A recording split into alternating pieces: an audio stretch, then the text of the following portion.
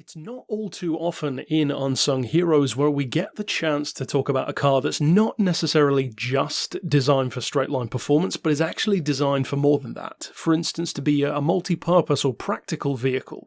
This is one such occasion. In a similar way to some others, you could say the ZIL E167 being the earliest example of that in Unsung Heroes, and this particular one is a car that I think probably some of you are familiar with, but the vast majority of people probably aren't. It's a British car from around 2009, or at least that's when the one that was built, and interestingly, it's not a concept. There's just only one. So if you're unfamiliar with the Scamander RRV, or Rapid Response Vehicle, which is what that stands for, what's the story here and why are we talking about it? Well, just before I get into that, I do want to say once again that if you are new to Unsung Heroes, you should definitely click the link down below, jump over to the free Discord server for this channel and vote on what your favourite episodes of this series are.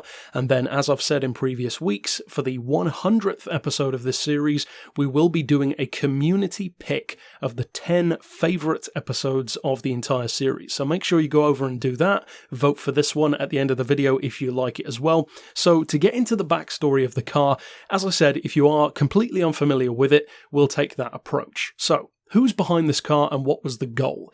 Well, it wasn't some massive company, but it is a very significant guy. And that single guy just so happens to be Peter Wheeler, who, for those who don't know, founded TVR.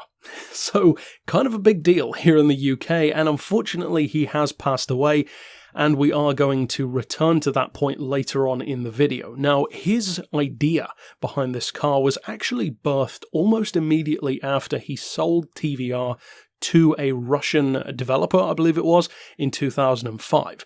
That allowed him, according to him at least, in a quote to Evo magazine back in the day, to pursue his idea for this rapid response vehicle, a recreational vehicle which could drive on a track, on a road, off-road, and even in water. As you can kind of tell from the visual style, even when you don't see it in water, it has that amphibious look to it. So what was the idea behind it? Was it just some rebodied Land Rover Defender or a Jeep? Which would have been the simple approach to do it, and also kind of a British one, taking something and repurposing it is kind of what we do best. But that wasn't the goal here. In fact, in many ways, this is a sports car that happens to go in the water because it has an aluminium frame with a plastic body around it. It has a central McLaren F1 style seating position. It's rear-wheel drive, not all-wheel drive, and it weighs 1,100 kilos, 2,400 pounds. That's insane, and it certainly doesn't look like it should weigh that little. But when you actually look at the car next to Peter Wheeler, or whoever happens to be standing next to it, it's actually not as big as you'd think. It looks like this massive moon rover sci-fi type machine, but it's actually not all that tall. The proportions of the RRV which are more impressive are the width and the length, as you can tell from some of the images. Now, as far as the engine goes, Peter Wheeler was planning to ultimately use a similar setup to what he had in a lot of TVRs, which is a Rover V8 of about 4.6 litres, and it would have been, of course, a lot quicker had he done that, and it would have been interesting to see this thing potentially getting its tail out around a track, given that it is rear-wheel drive. Unfortunately, though, that never happened, and it ended up with a Ford 2-litre Zetec engine, which was basically just the running prototype engine to prove what it could do, and that is the engine that's being used in the car, but don't call it a car. In the RRV, when it was being tested basically by Evo magazine and in all of the Google images that you can see. Now, as far as the seating layout and the practicality side of things, I already mentioned that it has that central seating arrangement like a McLaren F1. Behind that, you've got 3 more seats, so it's a 4-seater overall, again, very sports car style, and behind the passengers, you've got an enclosed kind of pickup truck bed at the back where you can lug stuff around if you need to. Plus, the car was actually remote controlled, so that if you were, for instance, out on a boat in a lake or wherever, you could bring the car to you without being in it, which is a pretty cool feature to have, considering that that's kind of the point of the vehicle. Now, incidentally, the body of the car, as well as being plastic, as I said, wrapped around the aluminium frame, is actually foam-filled plastic tubs located all around the vehicle, which of course does 2 things. It saves weight and also adds to the buoyancy of the vehicle for the aqua driving, if you will.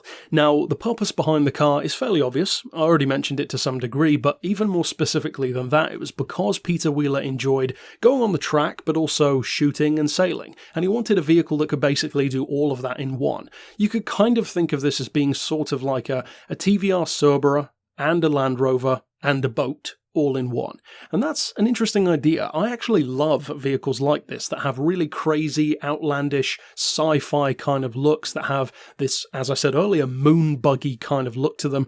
And from a conceptual point of view, the RRV has a lot of commercial promise. It's the kind of vehicle which you could fully imagine people buying as just that, a recreational vehicle that can go on the road, off-road, and no road, as the saying goes. And with Peter Wheeler behind it, and only a team of 8 engineers involved in making this prototype, or single vehicle, even if you don't want to categorize it as a prototype, I think it would have been probably quite affordable as well, given his track record with TVRs being amazing value if you're looking for bang for buck. Unfortunately, the reason why this car has ultimately remained an unsung hero is because of the death of Peter Wheeler. Because, as I said, he only had a small team involved in building the vehicle. It ran somewhere between 2005 to 2009 as far as developing it, and he funded it himself. So when he died, so did the project, and unfortunately nobody else has picked up the idea since.